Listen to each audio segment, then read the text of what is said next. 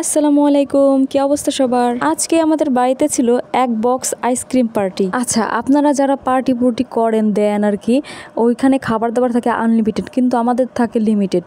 এই যে ফ্রিজের মধ্যে এক পিস বা ওই যে এক চামচ করে দিচ্ছে, এটাই হচ্ছে আমাদের লিমিটেশন এরিয়া।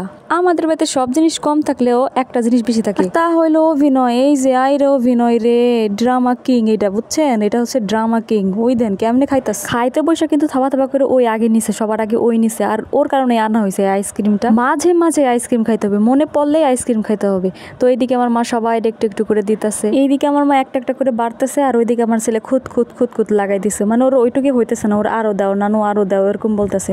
আর একটা জিনিস দেখবেন, ড্রামা কিং তো দেখছেন, এখন দেখবেন হচ্ছে আমাদের ড্রামা কুইন। এই যে নাম্বার 1 ড্রামা কুইন, মানে একটা খাবার পাইলে হয় একটু একটু একটু একটু করে গালে দিবে। ফালাই দিছে তো, কতখানি ফালাই দিছে, গাধা কোথাকার। ছোট্টবেলা থেকেই মানে সবসময় অ্যাক্টিং এর মধ্যেই থাকবে, যে কোনো জিনিস নিয়ে অ্যাড্রেস দিবে। আমাদের আর অন্য কোথাও অ্যাড্রেস দেখতে হয় না, লাইভ অ্যাড্রেস সবসময় চোখের সামনেই থাকে।